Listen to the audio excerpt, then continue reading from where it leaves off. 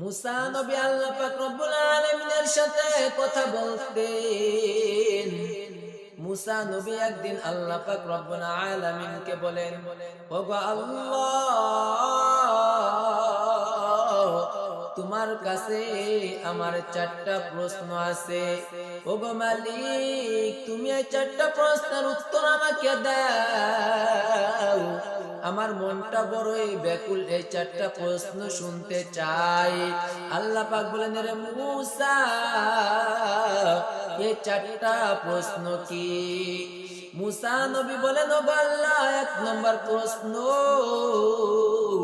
তুমি মানুষ বানাইছো, আবার এই মানুষদেরকে কেন তুমি জাহান্নামে দিবা? দুই নম্বর প্রশ্ন, ও আল্লাহ, জমিনের মধ্যে তুমি সব থেকে কোন ব্যক্তিকে বেশি ভালোবাসো? তিন নম্বর প্রশ্ন, ও আল্লাহ, জমিনের মধ্যে সব থেকে বেশি জ্ঞানী ব্যক্তি কে? চার নম্বর প্রশ্ন, ও আল্লাহ, জমিনের মধ্যে সব থেকে ধনী ব্যক্তি কে?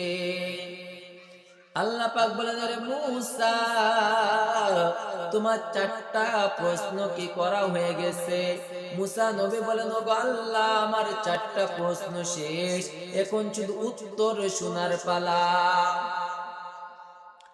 আল্লাহ পাক রব্বুল আলামিন বলেন, মুসা, তুমি এক নম্বরে বলেছো আমি মানুষ কেন বানিয়েছি, আবার এই মানুষদেরকে কেন আমি জাহান্নামে দিব? এরে মুসা, এক নম্বর প্রশ্ন, তুমি আজকে তুমি বাসায় যাইবা, বাসায় যাওয়ার পরে তুমি জমিনের মধ্যে ধান ফলাবা, ধান ফলানোর পরে তুমি ওই ধান থেকে তুমি চাউল বের করিয়া তুমি রান্না করিয়া ভাত খাইয়া আমার কাছে আবার আসবা। মুসা নবী মালিকের কথা শুনে আল্লাহর কাছ থেকে বাসায় চলে আসছেন। আসার পরে ধান চাষ করা শুরু করে দিয়েছে। ধান চাষ করে ধানে পানি দেয়, ধান আস্তে আস্তে ফলে। ধান 1 মাস 2 মাস 3 মাস যায়, ধান পেকে যায়, ধানগুলা ঘরের মধ্যে নিয়ে আসে। ধান আনিয়া ধান মরাই করিয়া ভিতর থেকে চাউল বের করেছে, ভিতর থেকে যে তুষগুলা আলাদা করেছে, যেগুলা খাওয়ানোর মতো না ওইগুলা আলাদা করেছে। এরকম মুসা নবী ধানগুলা আলাদা আলাদা করিয়া ধানের মধ্য থেকে চিটা আলাদা করেছে, ভালো ধানগুলা আলাদা করেছে। ভালো ধানগুলা আলাদা করিয়া ধান ভাঙ্গাইয়া চাউল বানাইয়া ওই চাউল দিয়ে ভাত রান্না করে খাইয়া আল্লাহর কাছে আবার গিয়েছে। যাইয়া বলে, ও মালিক, তোমার কথা মতো আল্লাহ ধান ফলাইলাম, ধান ফলাইয়া আমি ভাত রান্না করে খেয়েছি। আল্লাহ পাক বলেন, রে মুসা, কেমন করে তুমি ধান ফলাইলা? বলে, আল্লাহ অনেক কষ্ট করে খেতে পানি দিয়া নিরাইয়া কত রকমের কত কষ্ট করিয়া ওগো আল্লাহ ধান ফলাইছি, ধান কাটিয়া ঘরের মধ্যে নিয়ে আসছি। আল্লাহ বলেন, ও মুসা, তুমি ধান থেকে চাউল বের করছো কেমনে? বলে, ওগো আল্লাহ, ওই গুলার মধ্যে তো অনেক চিটা ছিল, চিটা গুলা উড়াইয়া উড়াইয়া আলাদা করে দিয়েছি। আল্লাহ ওই ধান গুলো যে ভালো চাউল কেল্লাইয়া কেল্লাইয়া আলাদা করেছে, ওগো আল্লাহ, ওই গুলা দিয়ে রান্না করে খেয়েছি। আল্লাহ পাক বলেন, মুসা, তোমাকে এই পদ্ধতি কে শিখাইছে? মুসা নবী বলেন, ওগো আল্লাহ, আপনি ছাড়া আমাকে আর এই পদ্ধতি কে শিখাইবে? আল্লাহ, আপনি তো শিখাইছেন। আল্লাহ বলেন, রে মুসা, তুমি মাঠের মধ্যে এত কষ্ট করে ধান ফলাইয়া ওই ধানের মধ্যে থেকে চিটা আলাদা করেছো, আবার এই ধানগুলো কেলাইয়া তুমি ভিতরে থেকে চাউল বের করে ভাত রান্না করে খেয়েছো। এরে মুসা, আমি জমিনের মধ্যে মানুষ দিয়েছি, এই মানুষের মধ্যে কেউ ভালো কাজ করবে, আবার কেউ খারাপ কাজ করবে। এই মানুষদের মধ্যে থেকে কেউ আমি আল্লাহর গোলামি করবে, আবার কেউ আমি আল্লাহর গোলামি করবে না। কেউ আমার রাসূলের আনুগত্য করবে, আবার কেউ আনুগত্য করবে না। কেউ কোরআনকে মানবে, আবার কেউ কোরআন মানবে না। কেউ আলেম উলামা ভালোবাসবে, আবার কেউ আলেম উলামা দেখতেও পারবে না। কেউ মসজিদ মাদ্রাসা দেখতে পারবে, আবার কেউ মসজিদ মাদ্রাসা দেখতে পারবে না। এরে মুসা, তুমি যেরকম ধানের মধ্য থেকে চিটাগুলা আলাদা করে দিয়েছো, আমি আল্লাহ জমিনের মতো মানুষ দিয়েছি। এই মানুষেরা আমি আল্লাহর কাছে ওয়াদা করেছিল,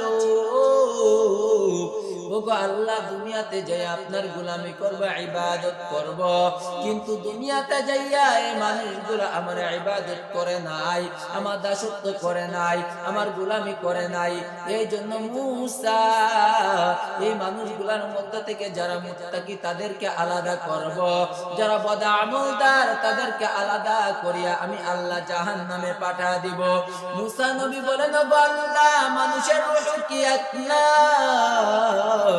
আল্লাহ পাক বলেন কারুর রূহ হচ্ছে নেককার, আবার কারুর রূহ হচ্ছে বদকার।